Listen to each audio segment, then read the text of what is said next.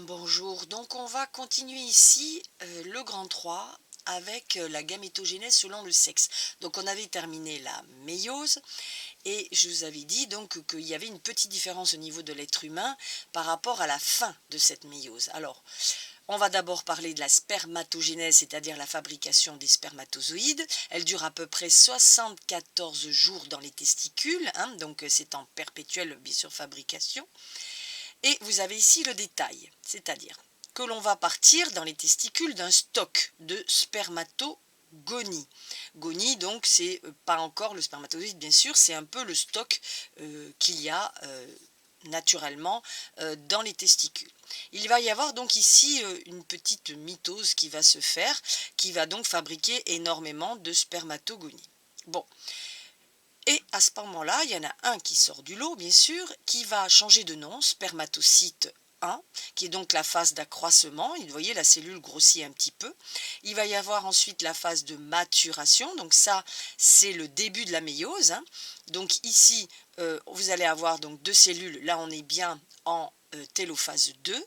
Et ensuite, quand on attaque la deuxième partie de la méiose, c'est-à-dire la fabrication ici en télophase j'ai dit une bêtise, c'est télophase 1 ici et bien sûr télophase 2 ici à l'obtention donc de 4 cellules comme on vient de le voir. Et ensuite à l'intérieur de la lumière, on appelle ça des tubes séminifères qui se trouvent dans les testicules, et bien le spermatozoïde va fabriquer son petit flagelle pour aller se balader un petit peu plus loin. Voilà. Donc ici, on a exactement le résumé de la méiose. Je prends un spermatocyte 1. Dès la première séparation, j'obtiens donc 2 cellules. Et la deuxième séparation, ici, on a donc la deuxième phase de la méiose, on obtient 4 cellules. Donc là, c'est exactement pareil que la méiose que je vous ai expliqué en théorie. D'accord ? Alors les A, B, C, D, c'est pour vous montrer les phases, donc phase de multiplication, d'accroissement, de maturation et de différenciation. Alors, chez nous, hein, évidemment, si on prend un lapin, ça ne sera pas une petite lapine, ça ne sera pas du tout pareil, mais nous, on n'a pas l'habitude de faire plusieurs bébés. Nous, on en fait un, au maximum deux, bien sûr, bon, sauf cas de vrais jumeaux, des triplés, etc. Mais ça, c'est un autre problème. On a au bout, effectivement, normalement, tous les mois, un seul ovule qui sort d'un des deux ovaires que nous avons.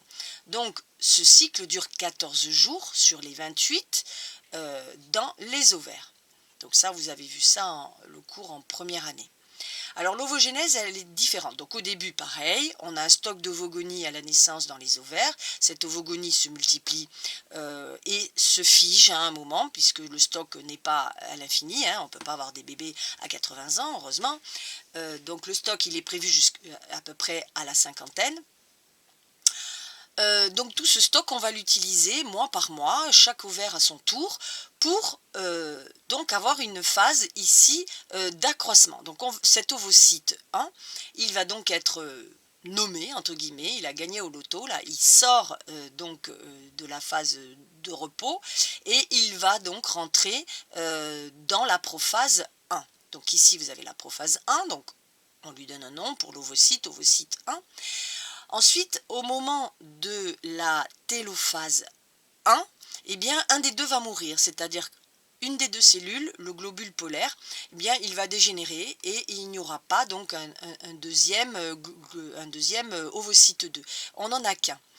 Et au bout d'un moment, cet ovocyte 2 va sortir, bloqué à la métaphase 2, va sortir dans la trompe. Je ne sais pas si vous vous rappelez un petit peu de l'anatomie de l'appareil génital féminin. Il y a donc l'ovaire et vous avez une petite trompe qui se trouve juste à côté, qui accueille l'ovocyte 2. Et quand l'ovocyte 2 sort de l'ovule, il continue sa méiose, il a fini en télophase 2, que vous voyez ici dans les trompes, et va changer de nom, donc on va l'appeler le fameux ovule. Par contre, la deuxième cellule qui est donc fabriquée au moment de la séparation de la télophase 2 va se transformer, pareil, va dégénérer et avoir un globule polaire. Ça fait que au lieu d'avoir 4 ovules qui sortent à chaque mois, eh bien, heureusement pour nous, on n'en a qu'un.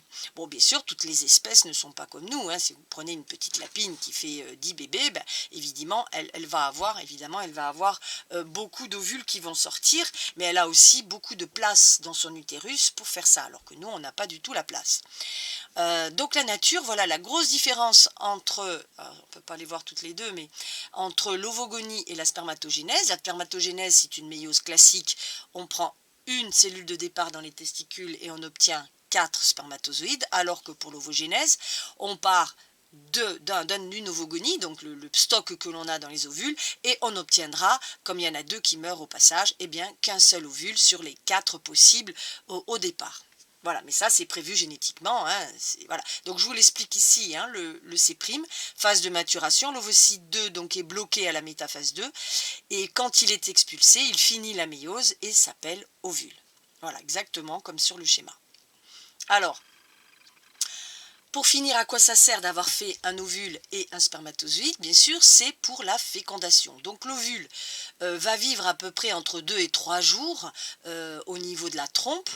Les spermatozoïdes, à chaque fois, on en a 300 millions qui débarquent quand même, et vont vivre entre 4 à 6 jours dans l'utérus et aussi dans les trompes.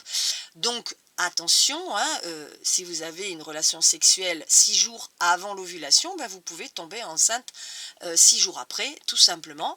Et inversement, si vous avez une ovulation et vous attendez 3 jours avant d'avoir une relation sexuelle, et bien vos spermatozoïdes seront toujours là et il y aura bien sûr fécondation. Voilà, donc il faut toujours faire un petit calcul, 6 jours avant, 6 jours après la date de l'ovulation, pour être tranquille. Si on ne veut pas bien sûr tomber enceinte. La fécondation a lieu généralement dans le premier tiers de la trompe de Fallope, hein, donc au niveau de l'extérieur de l'appareil génital, donc au-dessus de l'utérus. Le spermatozoïde, lui, arrive sur l'ovule, il y a une fécondation, bien sûr un seul peut rentrer, et une fois qu'il est rentré, tout est bloqué, aucun autre spermatozoïde ne peut rentrer, et l'on va appeler l'ovule plus le spermatozoïde un œuf. Voilà le vocabulaire. La fécondation est la suite donc logique de la méiose, hein, la méiose c'est fait pour ça, et va rendre bien sûr chaque individu un être complètement unique à cause de, ou du moins grâce aux 2 brassages chromosomiques que je vous ai expliqué plus haut. Donc là des petits dessins pour vous rappeler ici la mère, le père, le spermatozoïde donc ce n'est que un quart, donc, oh là, il y a une petite erreur, je viens de le voir, la mère elle donne un spermatozoïde, oui, il y a une petite erreur ici, le père et la mère, je le corrigerai dans le prochain cours. Donc bien sûr le père est en haut, la mère est en bas. Donc ici spermatozoïde, ovule ici, et l'un et l'autre va donner un œuf. Je vous ai montré aussi ici gamètes du père, gamètes de la mère. Vous voyez le bleu, le rouge, hop, chacun prend un du père, un de la mère, un du père, un de la mère. Donc on est vraiment moitié-moitié, hein, notre patrimoine chromosomique c'est vraiment la moitié du père et de la moitié de la mère. Alors on vous en montre qu'un, mais bien sûr on a 23 chromosomes hein, quand même, donc 46 au total hein, puisqu'ils sont doublés. Donc voilà, on ne vous le montre pas au total parce que ça ferait beaucoup de ronds à faire. Et un autre petit dessin pour vous rappeler que l'ovule plus spermatozoïde, ça donne un œuf. Voilà. On va essayer de faire le petit exercice qui correspond à cette partie. On va donc faire les exercices sur, alors c'est un peu de méiose, un peu de mitose, le sujet 2014 de Polynésie.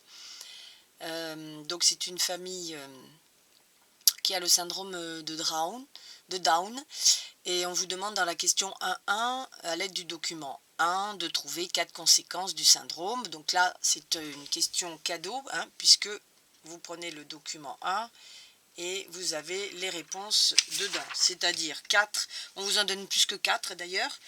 Il y a marqué donc en haut ici, donc les yeux en amande, le visage arrondi. Voilà, on vous met ensuite sensible aux infections ici.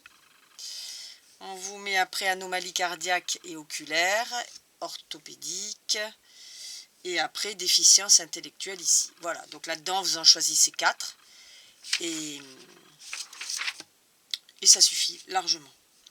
Voilà pour la question 1.1. Dans la question 1.2, on vous demande à l'aide du document 2 pourquoi un karyotype est réalisé à la métaphase de la mitose. Alors ils sont très gentils parce que dans le document 2, on vous réexplique exactement comment on fait un karyotype. Hein, on vous dit...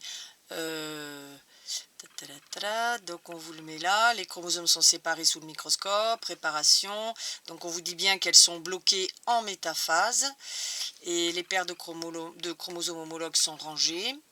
Chaque chromosome Chaque chromosome est constitué de 2 chromatides et là on vous donne la réponse. Le degré de compaction des chromatides étant alors maximal, donc c'est ce qu'il y a dans le cours. Dans le cours, je vous dis que c'est grâce à la métaphase que là, les chromatides sont spiralisées à son maximum. Hein, et les chromosomes sont bien visibles, donc c'est bien sûr un autre argument très très bien, et on peut les dénombrer, les trier. Donc vous avez 3 choses à mettre. Degré de compaction des chromatides, entre guillemets, maximal... alors, c'est là, maximal aussi entre guillemets, et bien visible entre guillemets. Voilà, puis après vous rajoutez ça dans une jolie phrase et vous avez les points sans problème. La question 1.3. Identifier à l'aide du document 3 l'anomalie qui a pour conséquence le syndrome de Down. Alors, il n'est pas très bien fait, mais il sera, je l'ai foncé sur le document que je vais vous envoyer en PDF.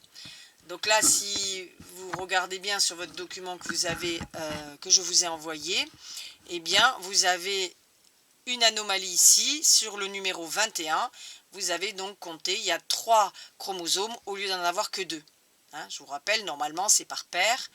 Et là, eh bien, il n'y en a pas. Il y en a un de trop. Donc, elle est là. Il suffit de dire l'anomalie se trouve au chromosome numéro 21. Nous avons donc 3 chromosomes au lieu de 2. Voilà.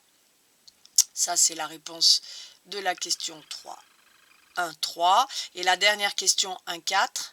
On vous demande de justifier donc l'affirmation, le syndrome de Down, peut-être la conséquence de l'union d'un gamète comportant un chromosome 21 et d'un gamète comportant 2 chromosomes 21. Donc là, c'est exactement le cours de méiose, la fin du cours, où je vous parle de la fécondation. Donc effectivement, il y a 2 possibilités. Il y a une erreur là en métaphase 2, où un chromosome donc est parti, au lieu d'être séparé, eh bien il est parti dans la même cellule. Du coup, la mère a un ovule par exemple avec 2 chromosomes numéro 21 alors qu'elle aurait dû en avoir qu'un.